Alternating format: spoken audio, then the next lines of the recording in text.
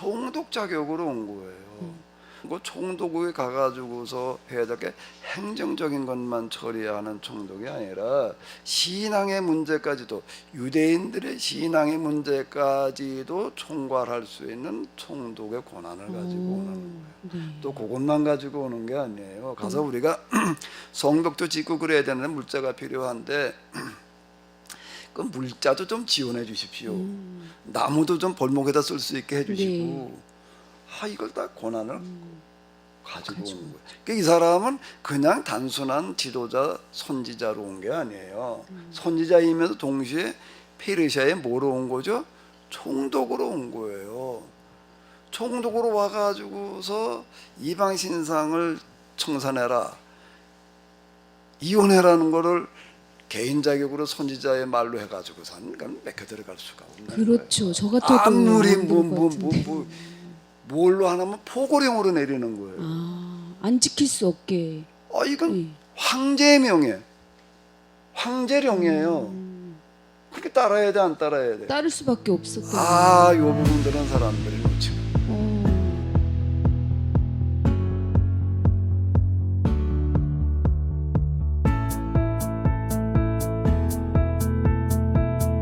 안녕하세요. 길동무와 함께하는 성서인문학, 오늘 22번째 시간입니다. 저는 사회를 맡은 진상쌤이고요. 같이 함께 이야기를 나눠주실 길동무 목사님 나와 계십니다. 목사님 안녕하세요. 네, 안녕하세요. 네. 목사님, 지난 시간에는 저희가 안식일 제도에 대해서 살펴보았는데요. 안식일 제도가 잘 지켜져 오다가 다윗 솔로몬 왕 때 성전 신앙과 제사 의식으로 변질되었다는 말씀에 충격을 받았었거든요. 네네. 결국 강대국인 바벨론에 의해서 나라가 완전히 멸망한 다음에서야 돌이킬 수 있는 기회가 주어졌는데요. 예언자들의 말대로 신명기 신앙으로 돌아가게 되는 그런 계기를 받게 되었죠. 예언자들이 왕정기 때 이 규약 위반이다라고 고발을 했고, 이제 지키지 않으면 멸망한다.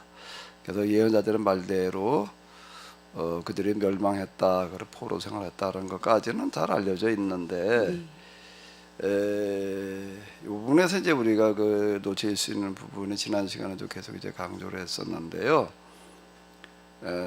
성전을 저는 제사 중심으로 신앙생활을 하면서도 우리도 말씀대로 한다고 그렇게 생각을 하는 거예요. 왜 그런가 하게 되면 출애굽기나 레위기에 성막 짓는 이야기 또는 제사 드리는 이야기가 많이 나오잖아요. 그러니까 율법대로 한다, 이렇게 생각을 하는 거예요. 정당성은 이제 그 근거를 여기다 두고 얘기를 했었거든요. 근데 이제 예언자들은 아니다, 그건 규약 위반이다. 그 뭘 근거로 얘기를 했느냐라고 할 때 신명기였다라고 하는 겁니다. 그 신명기가 출애굽기 민수기를 다시 해석한 개약 갱신이다.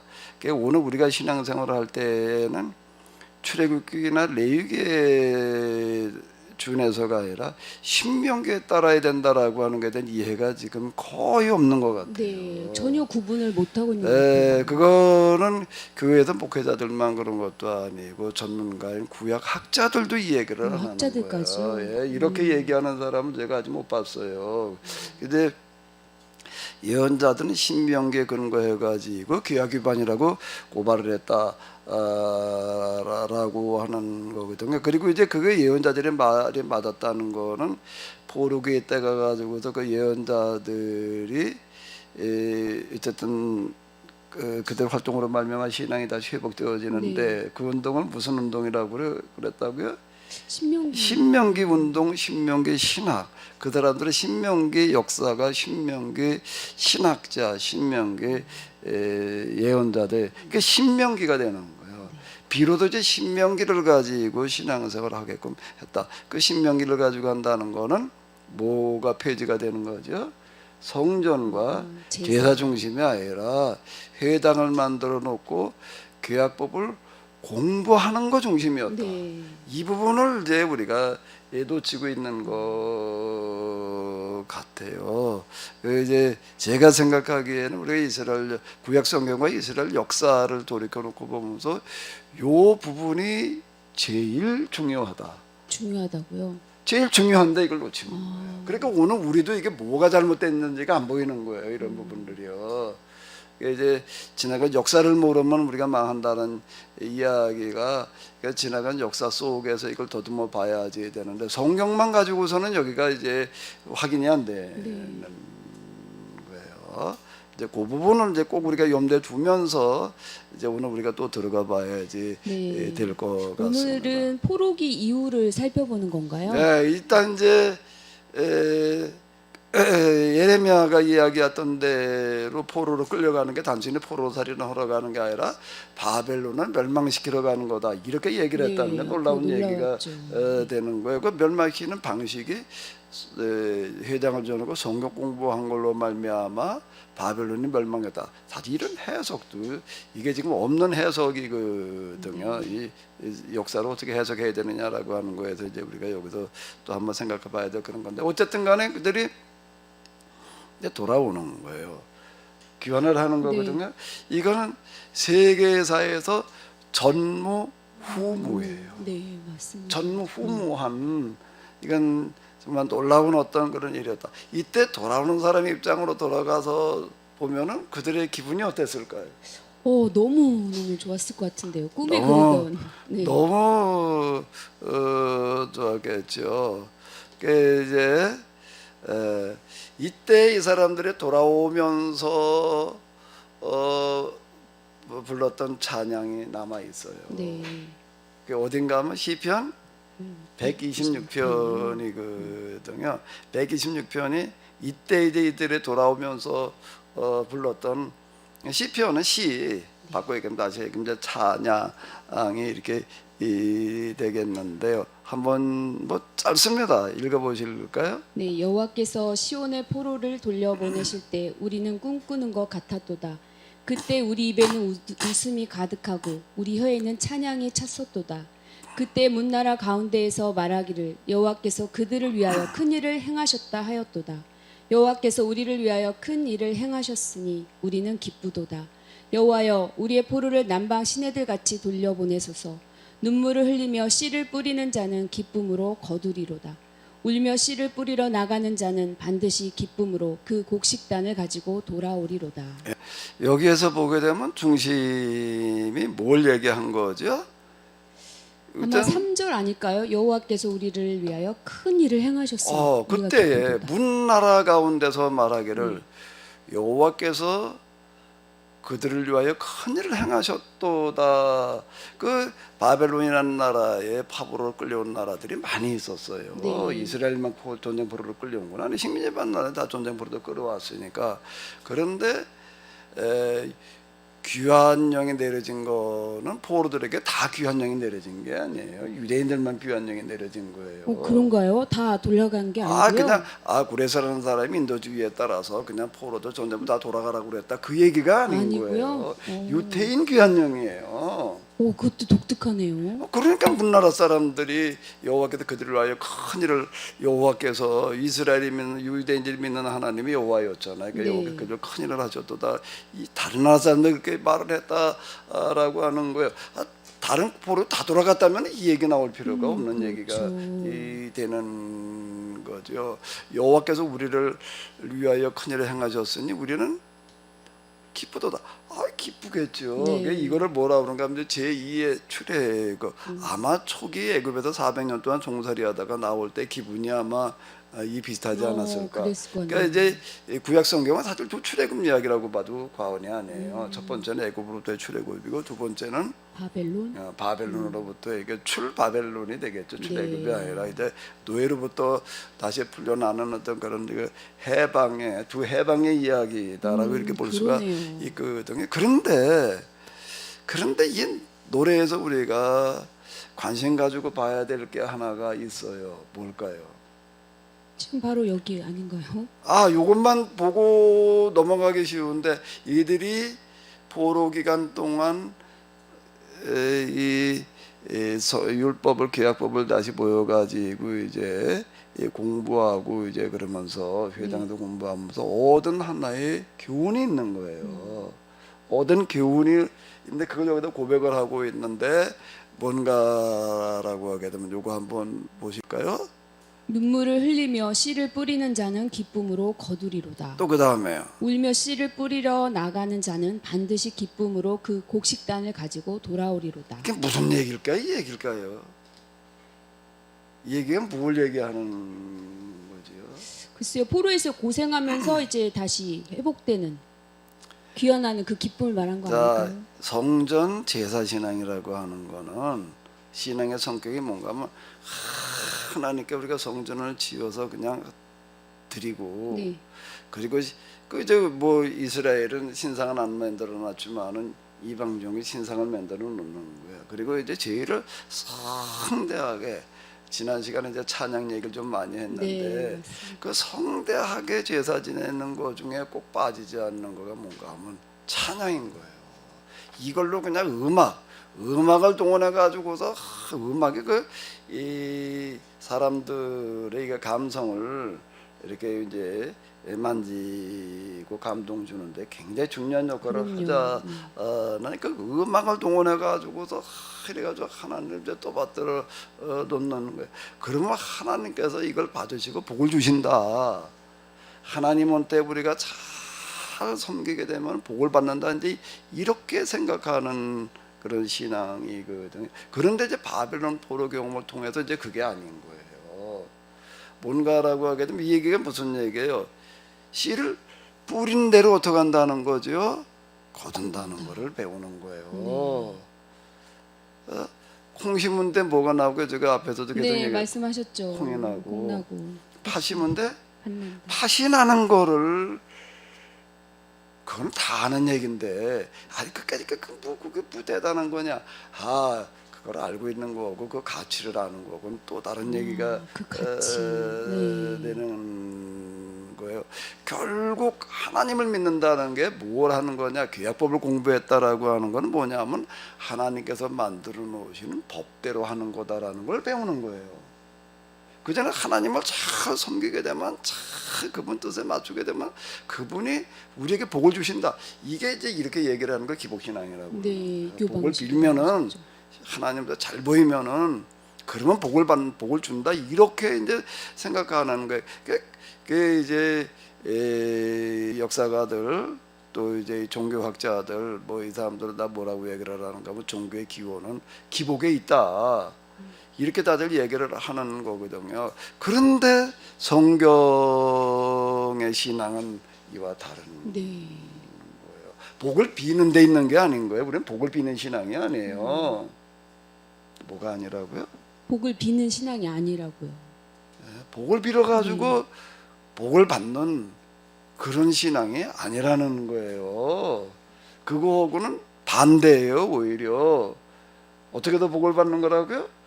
하나님께서 만들어 놓으신 법대로 살아가지고 복을 받는 거예요. 네. 그 이스라엘 사람들은 바벨론 포로를 통해서 이걸 배운 거예요. 그 성경이 이렇게 보게 되면은 야 내가 어려운 일이 있을 때에는 무슨 제사를 뭐 예배를 뭐 기도를 어떻게 해도 해결해라 이렇게 나와 있지를 않는 거예요. 신명기에 보게 되면은 내가 지금 너에게 얘기하는 규례의 법도와 이 말씀대로 해라. 이 말씀을 너희가 지키면 이런 복을 받으리라. 신명기 28장을 보면 그런 거 있잖아요. 28장에. 근데 이걸 안 지키면 다 복이 저주가 온다 이렇게 얘기를 하는 거. 그러니까 결국 이런 거예요. 그러니까 사람에게는 누구나가 다 뭐가 있는가 하게 되면은 좀 뭐 특별하게 뭐가 좀 그냥 잘 되기를 기대하는 뭔가가 있어요. 사람의 목사님도요? 속성 가운데.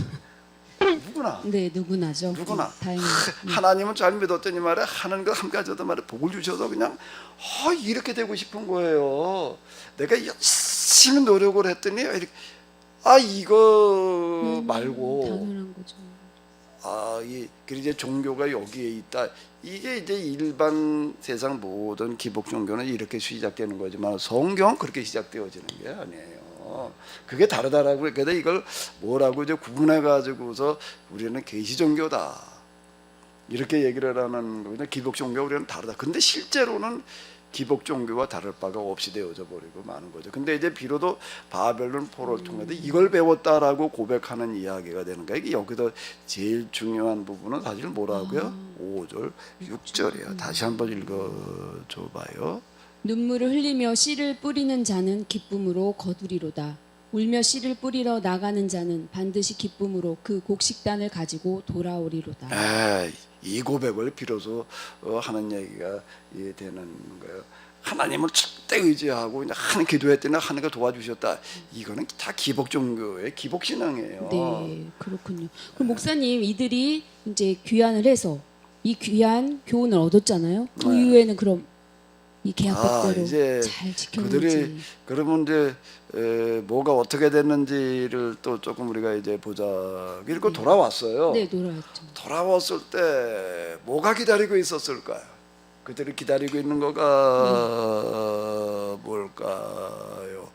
아무 문제도 없이 그냥 다 그냥 저절로 만사형통 이렇게 되기를 기대하는데 다 그랬으면 좋을 것 같죠. 네, 그건 아니었군요. 그랬을 것 같고, 그 바빌론불에 돌아오게 하셨는데 뭐 그나머지 뭐 일이 다 그냥 뭐 만사형통하게 하셨겠지라고 생각했는데 그게 이제 기복신앙이 되는 거예요. 이 계시신앙이라고 하는 거는 말씀의 신앙이라는 건 그게 아니에요. 그들을 기다리고 있는 거는 뭘까요? 문제예요. 문제인데 문제군요. 작은 문제가 아니라 아주 큰 문제예요. 해결하기가 굉장히 어려운 아주 큰 문제가 기다리고 있는 거예요. 네. 무엇이었을까요? 무슨 빨리 문제였을까요? 말씀하시죠. 뭐가요?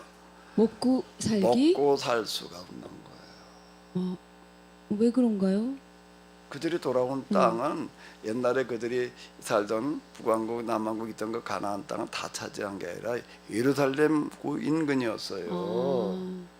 근데 예루살렘 그 인근 거기 이제 예루살렘성 황금성 그러는데 왜 그런가? 뭐 금으로 만들어서 황금성이라는 얘기가 아니라 거기는 아주 누런 땅, 진흙 이런 색깔이나 그런 황무지와 다를 바 없어요.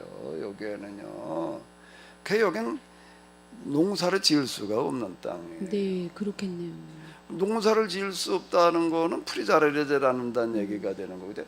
풀도 제대로 자라지 않아 가지고 여기는 짐승을 유목, 양도 기를 수 그럼 없고. 농사도 안 되고 유목도 안 되고 먹고 산다는 것 자체가 여기는 농사져 가지고 유목해 가지고 있던 양식을 조달할 때 양식을 구할 방법이 없는 거예요. 그러니까 먹고 살 수가 없어요. 일단 잘 사는 거 말고 굶어 죽지 않을 방법이 없는 거예요. 심각한 문제인데요. 그게 이보다 더 심각한 거는 없죠. 이 사람 돌아와 가지고선 그냥 우리가 뭐 하나님께 성전을 짓자 이때 이 성전의 개념이 이때 얘기는 성전은 뭔가 회당 짓자는 얘기고 회당이요. 같은 얘기가 되는 거예요. 돌아와 가지고 이 사람 지은 성전은 사실상 회당이지 솔로몬 성전을 또 지었다는 얘기가 전혀 다시 솔로몬 지은 그 성전 짓는다는 얘기가 아닌 거예요. 그건 뭐 그냥 초가집 수준으로 다 지으려고 그랬는데도 짓다가 중간에 멈췄어요. 왜 그럴까요? 먹고 사는 문제 때문에 이게 질 수가 없는 거예요. 현실적 문제에 부딪혔군요. 그래가지고 뭐 당장 뭘 먹고 살아요 이게. 근데 여기다 먹고 살 수 있는 유일한 방법이 하나가 있는데 그게 뭐였나 하면은 뭘까요? 농사도 안 되고 유목도 안 되고. 하나님께 간절히 기도해가지고 그는 아니겠죠. 근데 아닙니다. 네. 이래서 하나님께 광야에서 만날 내려주셨으면 좋을 텐데 이것도 아니고 그렇게 기도한다도 틀림없이 있었겠죠. 당장 뭐 먹고 살 방법이 없으니까. 근데 실제 그들이 이 부분을 경제적인 문제를 해결해 나가는 게 유일한 방법이 하나가 있는데 뭔가 하면은 뭐였을까요? 상업이네요. 장사밖에 할 게 없어요. 아라바인 나이트 이런 거 보게 되면 다 그쪽을 배경으로 하는 건데 그 다 장사꾼들 얘기거든요. 네. 그럼 무역하러 다니는 사람들에게 왜 그렇게 어려운 일을 다녔냐면 여기는 먹고 살아가는 게 달리 방법이 없기 때문인 거예요. 그 상업인데 이 상업이라는 게 어떤 상업일까? 물건 파는 거 장사를 통해서 먹고 살아가야 되는데 내수라는 건 무슨 얘기인가 하게 되면 유대인들끼리 서로 물건 사고 팔아가지고서 이게 해결될까? 아닌 거예요. 내수가 자립이 되려고 한다라고 해도 뭐 요즘 뭐 매덕이 돼야 된다 뭐 그러잖아요. 내수 시장이 이제 자 이게 그게 아닌 거예요. 유대인끼리 물건 사고 파는 그 장사 말고 이방인들한테 외부인한테 물건을 팔고 사야지 되는 무역이네요. 일종의 그러니까 이제 뭐 이건 무역은 이제 뭐 국가 간에 그러니까 일종의 이제 무역 행태 같은 그런 거죠. 이스라엘 내부 장사가 아니니까 내수 시장이 아니니까. 네. 그런데 이제 물건 뭐 장사하면 되지라고 이렇게 생각이 들 수가 있는데 그런데 여기에 문제가 하나가 있어요. 뭐가 문제가 될까요? 자본이 없었나요? 자본도 물론 문제가 됐겠지만 그래도 바벨론에서 올 때 좀 뭐 챙겨가지고 온 것도 있고 그래가지고 자본을 맞춰서 크면 크게 하고 작으면 작게 하면 되는데 그런데 그때는 지금하고 사는 방식이 완전히 달라요. 요즘 같은 거나 장사하면 되지 뭐 이런데 그때는 장사한다는 거가 오늘 사는 거하고는 완전히 달라요. 뭐가 다른가 하면 일단 사람들끼리 서로 장사를 하려면 거래를 터야 될 거 아니에요. 네. 만나야 될 거 아니에요. 만나서 얘기를 나눠야 될 거 아니에요. 그 얘기를 어떻게 나누나 그냥 길바닥에 서가지고 얘기를 나누나? 뭐 찻집에 그때는 찻집이라는 게 없어요. 사무실도 없었겠네요. 사무실 개념도 좀 그 사무실 이전에 사람을 만나야 될 텐데 그 어디서 만나? 이제 요즘 사무실 두고 사는 시대가 아니니까 그 식당이 있는 시대도 아니고 집에서 만날 수밖에 그럼 없겠네요. 집으로 초대를 하거나 찾아가야 되는 네. 거예요. 사람은 초대를 해가지고서 초대를 했으면 일단 뭘 해야 되는 거예요. 그 같으면 식사를 먼저 해야죠. 밥을 뭐 먹을 거 좀 줘야 될 거 네. 아니에요. 그 진상 쌤도 교인이니까 식사할 때마다 뭘 어떻게 해요? 그냥 갖다 놓고 덜덜 먹나? 숟가락 좀 그냥 식사할 때 식사할 때요. 당연히 저는 기도를 하고 하죠. 기도를 하죠. 그냥 간단하게 기도로 식사 기도라는 걸 꼭 네, 합니다. 한다는 말이 진짜 신앙 있는 사람은 하거든요. 근데 그 시대에는 그냥 간단한 기도 정도가 아니에요. 그 신한테 뭐를 해야 되는가 하게 되면 예배를 드려야 되는 거예요. 예배까지요. 네. 그건 제사예요. 예배가 제사예요. 그때는 기도가 아니고 거기다 그 종물 제사라는 게 일반화되어져 있는 거거든요. 그 종물을 가지고 또 그 다음에 음식을 만들어 가지고 먹고 이제 그러는 그걸 시대라고. 그래서 이스라엘 사람이 장사하기 위해서 이제 그 사람은 저 같이 장사하자마자 그래가지고 갔어요. 그리고 이제 식사 준비를 해가지고 그러고 있는 거예요. 그 제사에. 그 나는 그 신 안 믿으니까 난 예배 안 드릴 거야. 그러고 나오나? 그러면 그건 뭔가 하면 너하고는 관계를 안 해갔다는 얘기가 되는 거예요. 그때 다신교 시대라는 얘기는 무슨 얘기가 되는가 하면 상대방이 믿는 신을 나와 관계를 가져 상대방이 믿는 신을 내가 같이 믿어주는 시대라는 거예요. 그걸 다신교 시대라는 얘기예요. 믿어줘야 되는 거. 그냥 존경까지만 하면 안 되는. 그게 그럼 다신교 시대라는 얘기가 이제 그 이해를 못하는 거고 오늘 우리 입장에서 이해하는 게 아니고 그 시대는 그런 시대예요. 그럼 이제 그 사람 신을 내가 같이 가서 이제 믿고 섬기고 그 사람 신의 이름으로다가 복을 빌어줘야 되는 거예요. 어렵네요. 그 사람을 이제 내가 또 그다음에 초대를 해요. 네. 초대는 그 사람도 또 똑같이 이러는데 내가 그때는 이제 신상을 놓고 이제 그 믿는 시대인데 그리고 이 사람하고 내가 관계를 가지겠다라고 하게 되면은 그 사람이 믿는 신은 그 집에 갔을 때만 아니라 내 집에다 갖다 놓고 같이 믿어줘야 되는 그렇게까지요? 거예요. 그 사람이 왔을 땐 어떻게 그 왔을 신상 때. 들고 올 수도 없는 거고 그러던 시대가 되는 이해가 되네요. 성경을 이렇게 보게 되면 왕들 평가도 바알로 갔더라 바알을 믿었더라는 그렇게 얘기가 많이 나오죠. 하나님을 안 믿고 바알만 믿었다는 얘기가 아니라 외교 관계를 맺으면서 그때 외교 관계도 그런 거예요. 어떤 나라와 외교 관계를 맺으면 그 나라 신을 내가 같이 믿어줘야 되는 거예요. 그 국가에서는 이거 우리 성전 옆에다가 그 사람들 신을 갖다 같이 가든 놔줘야 되는 거예요. 이걸 했다는 얘기가 되는 거예요. 그 바알을 믿었다는 얘기는 그런 뜻이었군요. 그걸 안 한 왕이 거의 없는 거예요. 안 할 수가 없겠어요. 그러면 그 외교 관계를 듣고 관둬야 된다는 얘기인데 완전 고립이 된다는 얘기인데 그 예언자들은 그걸 하지 말라는 거예요. 오직 여호와만 섬겨라라는 얘기가 그래 외교 관계 맺지 말라는 얘기하고 똑같은 얘기가 되는 거예요. 그럼 우리 이걸 이해하지를 못하면은 왜 하나님 믿다가 안 믿었다는 얘기인가? 여호와를 믿어란 말이 여호와께 돌아오라는 얘기가 여러 신들 갖다 같이 해서 그거 다 집어치고 이제 하나님만 믿으라는 얘기라는 거예요. 여호와를 안 믿었다는 얘기가 아니에요. 그런데 그래야 되는 거예요. 그 사람 신을 같이 믿어야 되니 이게 쉽지 않은 거예요.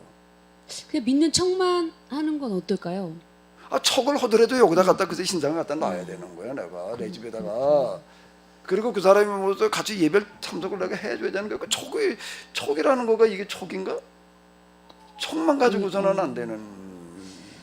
근데 문제는 또 이걸로 끝나는 게 아니고 이것도 쉽지 않은 얘기가 되는. 이 사람들은 십계명이나 이런 것도 하나님만 믿어야 될 텐데 이게 어려운 얘기가 되는 거고. 근데 또 이거보다 또 더 쉽지 않은 문제가 있어요.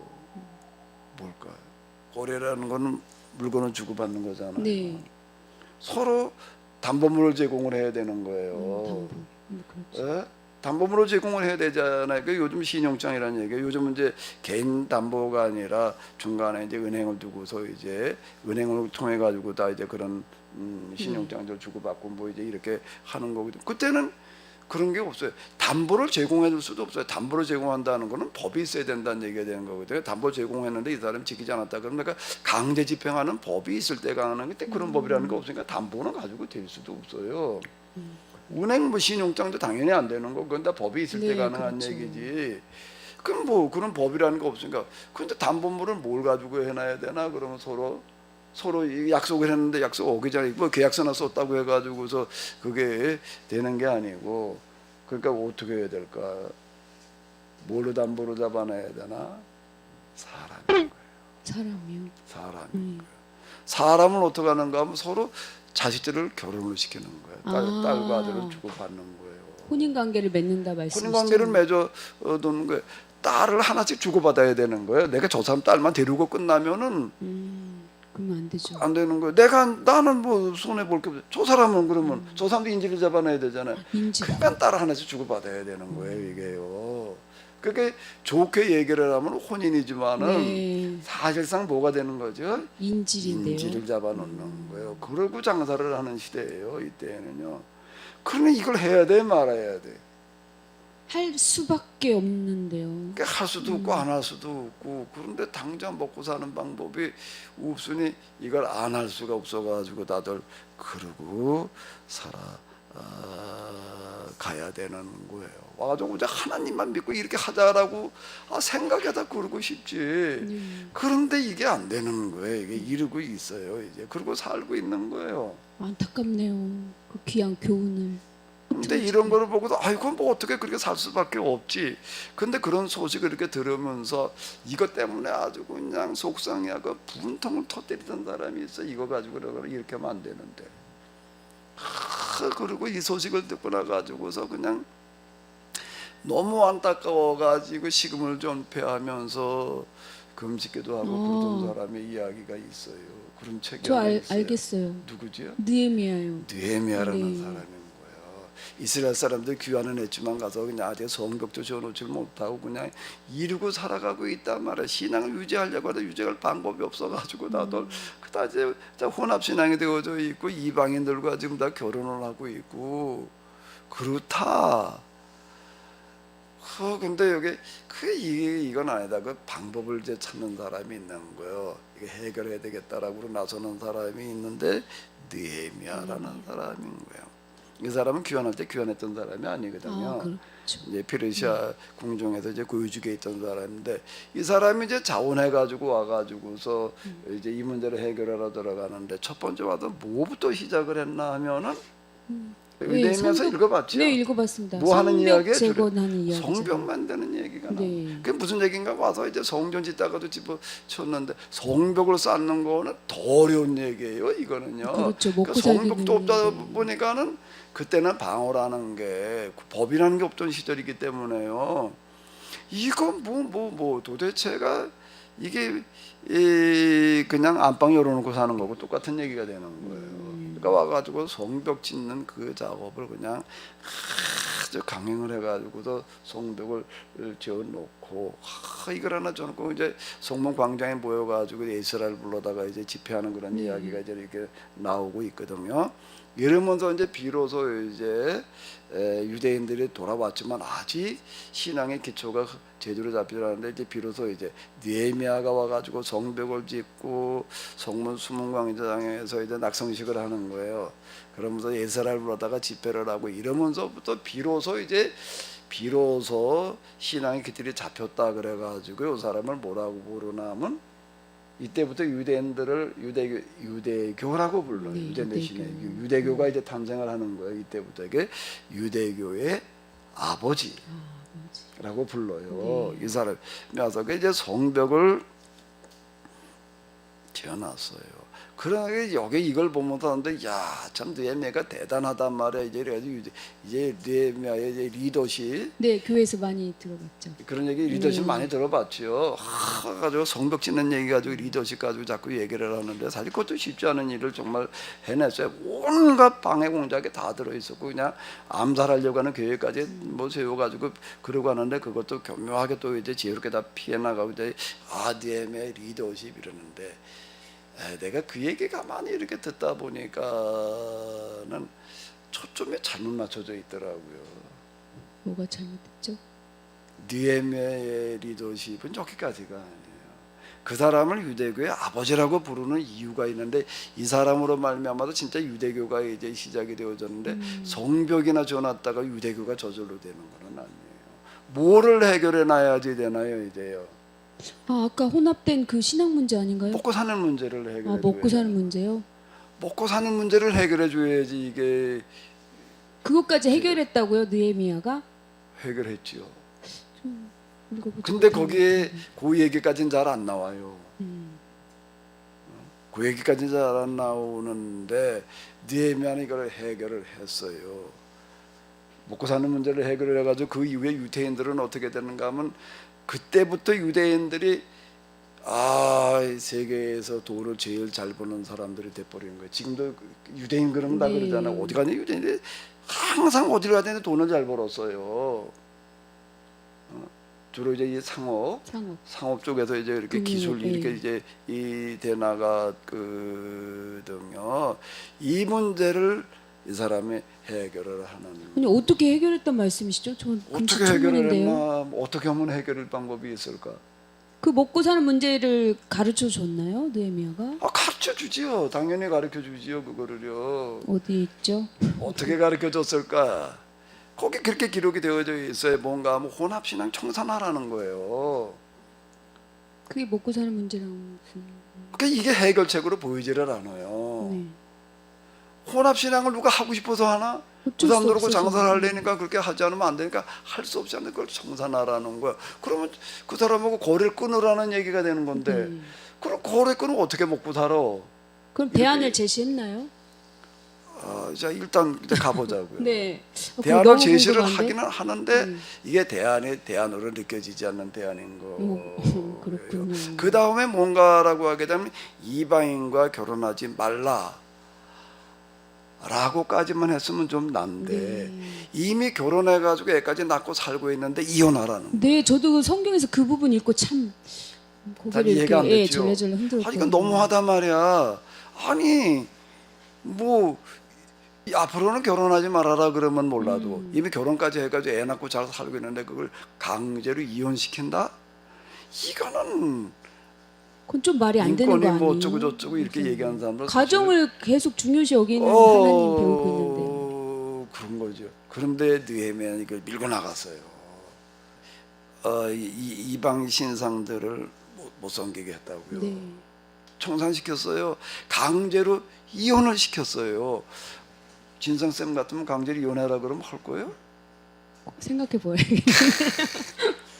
자식까지 나가지고 사는데 어떻게 이혼을 해요? 그게 어려운 얘기죠. 네. 그러니까 느헤미야는 이 상황을 이렇게 그가 오기 전부터 잘 알아요. 뭐가 어떻게 돌아가고 있는지. 그래서 가도 뭘 어떻게 해결해야 되겠다라는 구상을 가지고 오는 사람이거든요. 네. 타협 불가 원칙을 고수해 나가는데 느헤미야는 여기 올 때부터 이미 다 이런 상황을 알고 대비책을 가지고 왔어요. 네. 그게 뭘까요? 그는 마침 이제 페르시아 왕궁에 고위직을 있었고 왕으로부터 신임을 받고 있었거든요.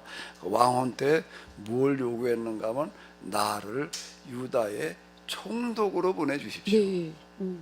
총독 자격으로 온 거예요. 개인 자격으로 온 게 아니에요. 총독이라는 건 뭔가 하면 식민지를 지배하는 권한? 파견된 지배자를 말하는 거거든요. 왕이나 다름없는 거죠. 거기에 가가지고 실제 왕과 같은 역할을 하는 그런 사람이죠.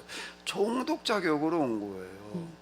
총독 자격으로 오면서 뭘 또 가지고 왔는가 하면 그 총독에 가가지고서 해야 될 게 행정적인 것만 처리하는 총독이 아니라 그때에는 이 신앙이라고 하는 게 중요하던 그런 시대였기 때문에 신앙의 문제까지도 유대인들의 신앙의 문제까지도 총괄할 수 있는 총독의 권한을 가지고 오는 거예요. 또 그것만 가지고 오는 게 아니에요. 가서 우리가 성벽도 짓고 그래야 되는데 물자가 필요한데 그 물자도 좀 지원해 주십시오. 나무도 좀 벌목에다 쓸 수 있게 해주시고 이걸 다 권한을 가지고 온 거예요. 그러니까 이 사람은 그냥 단순한 지도자, 선지자로 온 게 아니에요. 선지자이면서 동시에 페르시아에 뭐로 온 거죠? 총독으로 온 거예요. 총독으로 와가지고서 이방 신상을 청산해라, 이혼해라는 거를 개인 자격으로 선지자의 말로 해가지고서는 맥혀 들어갈 수가 없는 그렇죠. 거예요. 저 같아도 아무리 안 될 것 같은데. 뭘로 하나면 포고령으로 내리는 거예요. 안 지킬 수 없게. 이건 황제의 명예, 황제령이에요. 그렇게 따라야 돼, 안 따라야 돼? 따를 수밖에 없었거든요. 요 부분들은 사람들이 놓치는 거예요. 그냥 하나님의 어떤 위임받은 권한 이게 아니라 실제적인 권한이 이 있었다는 사람은 거예요. 그러니까 뭔가라고 하게 되면 선지자들을 우리는 자꾸 그냥 하나님만 믿어가지고 말이야 무슨 특별하게 뭐 기적으로 말해 이렇게만 생각하는 사람들 절대 아니라 현실적인 방법을 찾아내는 사람들이에요. 진짜 현실적인데요. 그 현실적인 방법이 없을 때에는 그 다음에 이제 초자연이 나오는 거지. 그냥 덮어놓고 아무 때나 그냥 초자연 남발하는 사람들이 절대 아니라고요. 이 문제를 해결하는 데에는 이 사람은 현실을 직시하는 거예요. 이게 이제 현실인데 이거를 해결하려고 한 때는 아무리 하나님의 이름으로 설교를 한다고 해서 해결될 일이 이거는 아니다. 강제력이 동원되지 않는다면 안 된다는 것을 내다보는 거예요. 느헤미야의 리더십을 얘기를 하려면 여기를 얘기를 해야 돼. 성벽 짓는 얘기나 가지고서 리더십 얘기하지 말고요. 그리고 진짜 중요한 문제를 해결해 놓는 거거든요. 먹고 사는 문제 해결해 놔야 되는 거죠. 그게 진짜 리더십이지. 아닌가요? 리더십 가운데 통치하는 사람 가운데 가장 큰 통치는 백성들이 편안하게 먹고 살 길을 열어주는 사람이 진짜 정치 제대로 하는 거예요. 이제 그걸 해결하라는 거예요, 이 사람은요. 그럼 어떻게 해요, 목사님? 어떻게 그러고도 이제 해결했다는 거죠? 황제 영으로다가 그냥 다 해결을 해. 강제로 그냥 해결해. 그리고 이제 끝나요, 얘기가. 거기까지는 나와 있어요.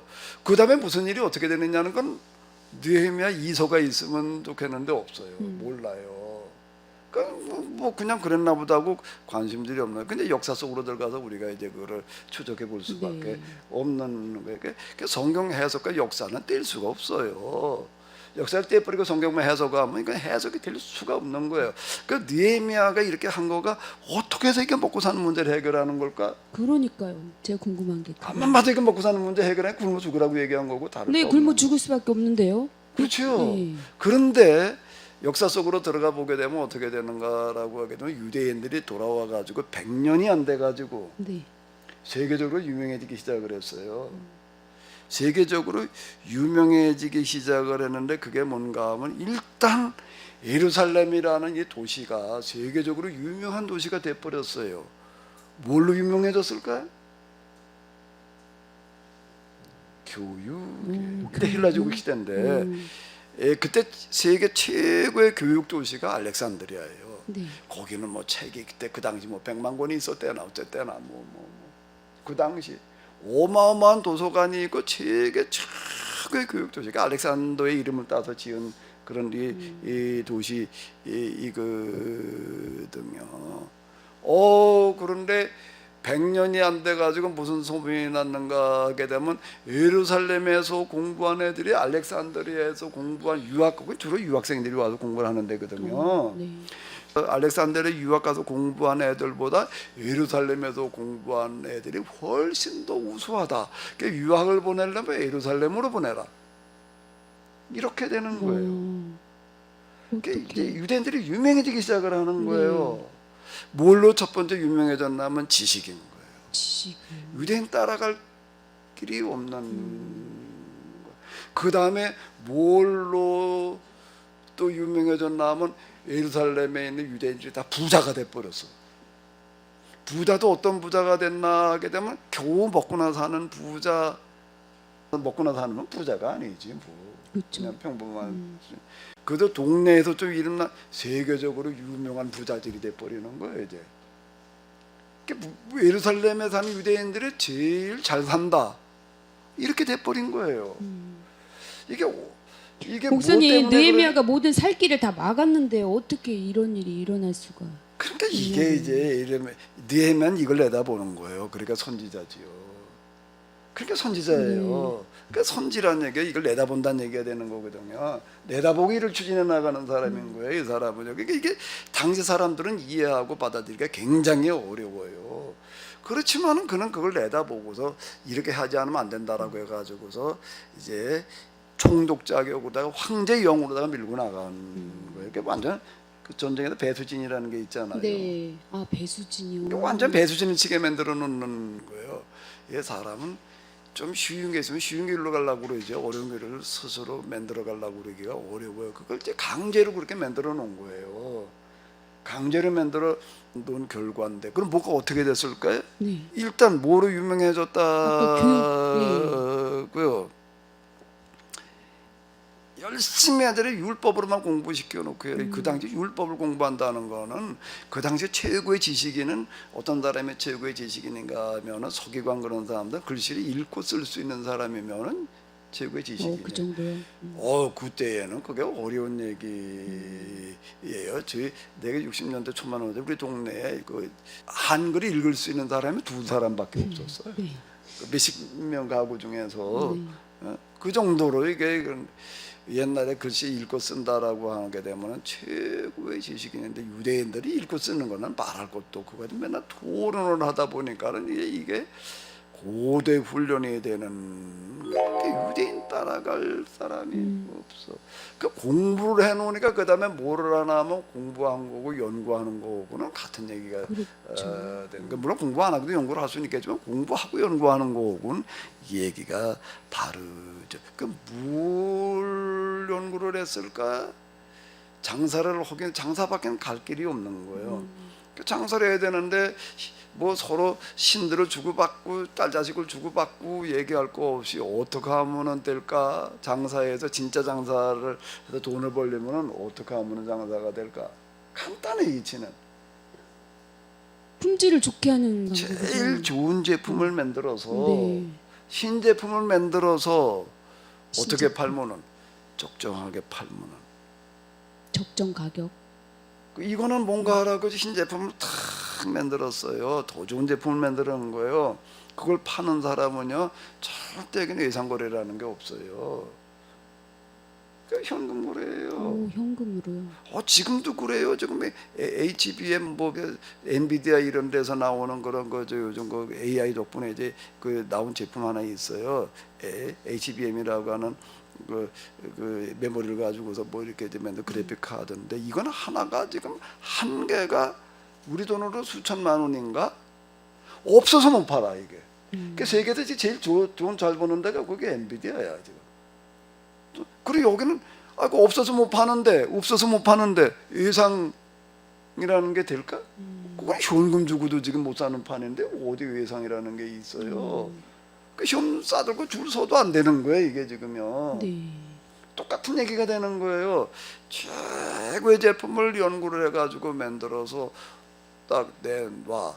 기존의 것하고는 비교가 안 돼. 그리고 팔아요. 이거 팔기 위해서 무슨 신을 주고 받아야 돼. 뭐 어쩌고 저쩌고 결국. 필요 필요 없어. 그냥 그러고 딱 갖다 만들어 놓고 내놓으니까 사는 사람이 있을까 없을까? 서로 당연히 있지. 그 예상으로 팔아야지 신용거래를 해야 되나? 현금거래 하는 거지요. 그러니까 유대인들의 돈은 그 지역 돈은 다 어디로 가버리는 거예요? 유대인한테 가는 거예요. 이런 일은 여기에서만이 아니라 그 유대인들이 가는 곳마다 그런 일이 일어나 가지고서요. 요한계시록에도 그런 얘기 나와요. 유대인들이 있는 그런 도시에 어떤 나라에 갔더니 현금이 다 유대인들한테 가버려.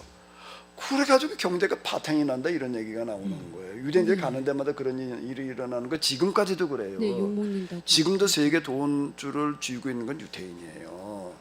기술, 학문 이때부터 그렇게 된 거예요. 그걸 누가 그렇게 만들어놨다고요? 느헤미야 역할인데요.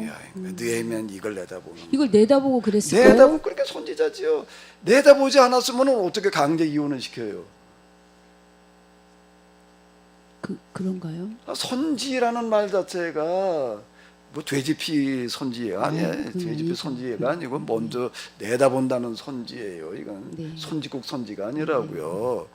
자, 이게 뭐가 되는가 하면 이런 거를 만들어 놓는 거예요. 유대인이 드디어 이때부터 나오는 거예요. 유대인이 유대고 신앙 망가졌다고 해서 세계적으로 유명해지는 게 아니에요. 세계부터 돈줄을 지식의 세계를 다 쥐고 있으니까 유대인 그러는 네. 거죠. 여기서 이게 뭐가 일어나냐면 세계사의 기적이야 이거는. 네. 세계사의 기적이에요. 그리고 이건 뭔가 하면 영원한 모델이에요. 그게 느헤미야예요. 느헤미야의 리더십을 얘기를 하려면 여길 얘기를 해야지 되는 거예요. 성도 짓는 거나 얘기를 하고도 그 리더십이라고 거기까지만 얘기하면 여기에. 오늘의 유대인은 이렇게 가지고서 탄생이 되는. 느헤미야 역할이 아주 중요했네요. 그러면 저 유대인의 정체성을 느헤미야를 만든 뭐라고 건데요. 그런다고요? 아버지. 아버지가 저절로 되나? 만들어내니까 아버지가 되는 거지. 유대교를 이 사람으로 말미암아 가능해진 거. 근데 그게 그 당시에는 환영을 받았을까요? 참 황명이 아니고서는 먹혀 들어갈 수가 없었던 거예요. 그러니까 진정한 지도자는 여론에 휘둘리면 안 돼. 여론을 주시는 해야 되지만은 여론에 휘둘려 가지고선 진짜 지도자가 될 수. 여론 호재는 대로 놓으면 그게 뭐가 돼 버리는 거예요. 그 표 얻으려고 그냥 여론에 장단 맞추다 보니까 맨날 난 지난번 뭐 문재인 정권 뭐 이런 데서 내가 아주 열받는 것 중에 하나 맨날 뭐 어렵다고 해가지고 뭐 이건 뭐 국가 비전 그냥 어마어마하게 저가면서 그냥 퍼주기나 해가지고서 이거 여론을 무마하러 들게 되면은 그건 나라 망하자는 얘기가 되는 거죠. 나 국가 빚이 그냥 뭐 어마어마하게 늘어나. 이건 뭐 집이 찌는 게 아니니까 마음대로 갖다 빚지는 것 같아. 이게 빚어 가지고서 뭐 그냥 빚잔치라고 앉았는 거예요. 그리고도 무슨 뭐 복지라고 그러고 떠들어대고 있는데 그게 무슨 놈의 복지야. 그게 진정한 지도자는 그렇게 하는 게 아니라고요. 경우에 따라 여론과 대적할 수도 있어야 되는 거예요. 정면 돌파할 수가 있어야지 진정한 지도자가 되는 거지. 여론에 휘둘려 가지고서는 지도자가 될 수가 없어요. 그거는요. 그게 선지자라는 네. 얘기가 바로 이걸 얘기를 하는 건데요. 성경의 방법, 성경의 방법을 얘기하는 거 율법이에요. 계약법이에요. 이건 뭔가 하면 율법과 계약법에서 얘기하는 거 한마디로 뭘까요? 한마디요? 가장 좋은 거예요. 이거보다 더 좋은 건 없어요. 뭐 어떻게 하는 방법일까? 한마디로 뭘까 그게? 한마디로 뭘까요? 계속 내가 얘기를 했는데 반복하는 건데. 뭐지? 심는 대로 거두는 법. 네, 심는 대로 거두는 법. 거예요. 네. 유대인들이 그렇게 된 거 심는 대로 거둔 거지. 하나님께 기적을 베풀어 주셔가지고 그렇게 되는 게. 기적을 베풀어 주긴 무뼈로 주시는데 도와주시는 거죠. 열심히 공부해가지고도 공부에 율법을 가지고 공부한 사람은 따라갈 머리는 세상에 없어요. 우리 유대인들의 세계의 그 두뇌가 된 이유는 여기에 있는 거예요. 그냥 열심히 어렸을 때부터 뭐 국영수를 공부시켜가지고 된 게 아니에요. 율법을 공부시켜가지고 그렇게 되는 거예요. 이거는 유대인들이 그렇게 공부를 하고 있어요, 실제로요. 미국의 그 유대인들이 좀 이제 많이 살고 좀 유명하고 그런데 거기 이렇게 보게 되면 뉴욕 쪽에 많이 있다고 그러더라고요. 고3 학생들이 학교 가게 되면 몇 시간 전에 저들끼리 모여가지고 성경 공부하는 거예요. 고3 당장 대학교 가야 돼. 걔들이 미국의 제일 좋다는 마이비리그 얘기하는 대학들을 다 가요. 걔들이요. 거기 교수진 가운데도 대반이 다 유대인들이고 그런 이유는 여기 뭐 세계 뭐 영화 뭐 증권 뭐 어디 유대인들이 지배하지 않는 데가 어디 있어요. 금융 다 이제 이런 이유는 여기에 있는 거죠. 하나님께서는 심는 대로 거두게 하신다라고 하는 거죠. 네, 10년대로 거두는 법이 하나님의 법이다. 네, 계속 머릿속에 되뇌어야 할 것 같아요. 잘 근데 안 되고 있거든요. 이거보다는 좀 특별한 방법이 있기를 기대하려고 하는 생각에 진상성이 없죠. 네, 아주 쑥쑥 잘 나오고 수치로 나오던데요. 그런 생각들이. 지나간 역사 속에서 무슨 일들이 어떻게 일어났는지를 좀 잘 배워야지 네, 돼요. 알겠습니다. 그럼 목사님 이제 순탄한 길을 가게 됐나요? 유대인들은 계약법을 지키는 일이요. 세상 일이라는 게 그런 걸까요? 항상 산을 하나 넘어가면 그 다음에 그냥 들판만 나오죠. 또 그럴까요? 뭐가 있죠? 산을 하나 넘어가면 그 다음에 더 큰 산이 나오는 더 큰 거예요. 산이요? 그러니까 하나님의 방식이라고 하는 거는 아무 문제가 없는 복을 주시는 게 아니라 굉장히 어려운 문제를 해결하는 복을 주시는 거예요. 그 문제를 해결하면서 복이 오는 거지. 그래서 위기라는 말이 그 얘기가 되는 거예요. 위기가 왔다는 얘기는 위험은 그건 뭐라는 얘기예요? 기회라는 얘기가 되는 거예요. 오늘의 유대인이 된 거는 귀환한 이후에 그냥 살기가 좋아가지고 그래서 절대 오늘의 유대인은 될 수가 없었어요. 그럼 다음 시간에는 그 더 큰 산을 더 큰 알아보겠네요. 산에 또 오고 있지. 네. 그걸 또 이제 극복해 나가는 거예요. 네, 그러니까 오늘 우리가 그렇군요. 이제 이런 걸 통해서 배워야 될 거는 어떻게 하면 문제가 오질 않을 거냐라고 하는 거가 아니라 어떻게 하면 문제가 오지 않는 복을 받을 거냐가 아니라 어떻게 하면 우리 앞에 문제를 계속 오게 마련이고 이거 어떻게 극복할 거냐가 아니라 뭘로 어떻게 해야 된다고요? 어떻게 이걸 기회로 만들어 갈 거냐. 그걸 배우는 거예요. 네. 그걸 얘기해 주고 있는 책이 성경이에요. 여기까지 얘기를 하는 거가 진정한 인문학인 것 같아요. 인간의 가치나 존중해 주자라고 하는 차원에서 얘기하는 인문학 말고 네. 우리에게 당면한 어려운 문제들을 어떻게 우리가 극복해 나갈 뿐만 아니라 기회로 만들어서 우리 모두가 다 행복한 세상을 만들어 나갈 거냐. 그걸 다루는 게 인문학이어야 돼요. 정말 가치 있는 일이죠. 그런데 성경보다 더 좋은 책은 글쎄 내 짧은 식견으로는 없을 것 같아요. 그래서 성서 인문학. 네, 계속 오늘 몇 번째였지요? 22번째인데요. 계속 지켜봐야 할 것 같습니다. 목사님. 예. 네. 그럼 다음 주에 그 더 큰 산을 알아보기로 약속을 하고 오늘 강의 감사합니다. 네, 수고하셨습니다. 감사합니다.